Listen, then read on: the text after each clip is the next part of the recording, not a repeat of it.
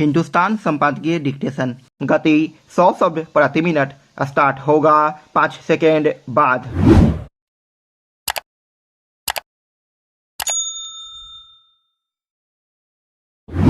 Start. भारतीय अंतरिक्ष यान आदित्य L1 को हासिल ऐतिहासिक कामयाबी सुखद और स्वागत योग्य है।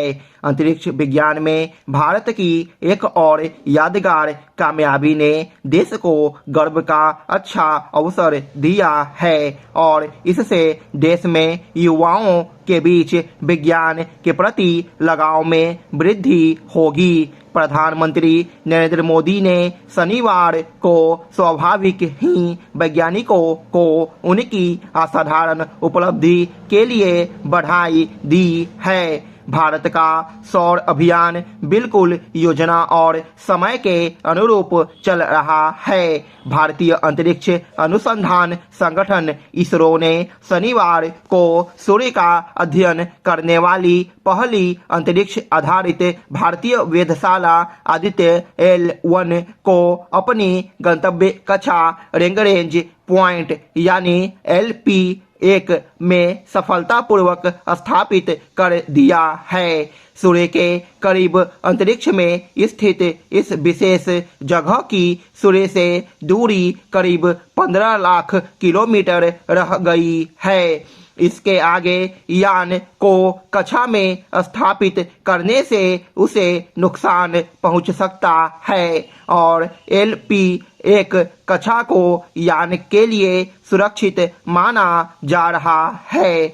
जिस जगह यह यान स्थापित है वहां से सूर्य लगातार नजर आएगा और दिन रात का क्रम वहां बाधक नहीं बनेगा। चूंकि यह यान स्वयं अध्ययन में सक्षम है इसलिए इसे वेधशाला भी कहा जा रहा है जहां से अंतरिक्ष की गतिविधियों पर निगाह रहेगी।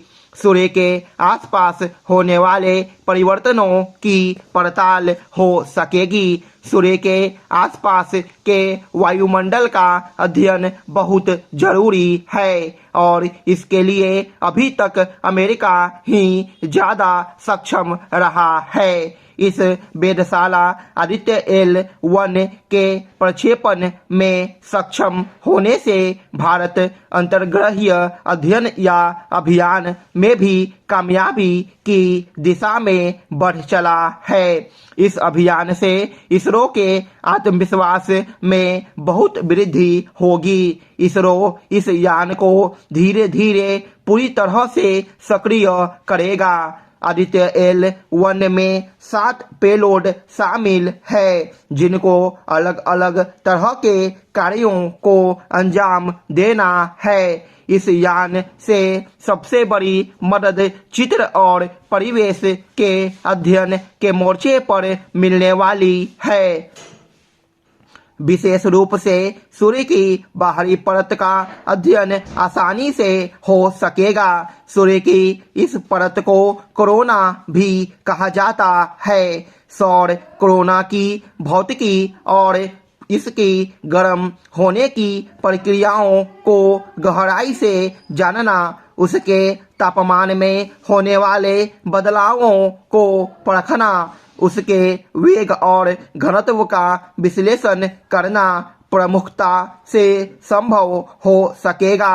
वैज्ञानिक आश्वस्त हैं कि इसरो यान में लगे सभी उपकरणों को सक्रिय कर देगा। यह बहुत महत्वपूर्ण बात है कि भारत अंतरिक्ष विज्ञान में ऐसे चुनिंदा देशों में शामिल है जो अंतरिक्ष में एक यान या उपकरण को दूसरे यान या उपकरण से अलग करने और किसी भी कक्षा में स्थापित करने या यान को लौटाने में सक्षम हो गया है। चंद्रयान 3 के समय भी भारत ने ऐसा सफलतापूर्वक किया था। चंद्रयान 1 के समय भी यान को अंतरिक्ष में भेजना, यान से किसी यान का अलग करना और यान को वापस पृथ्वी की कक्षा में लाना मुमकिन हुआ था।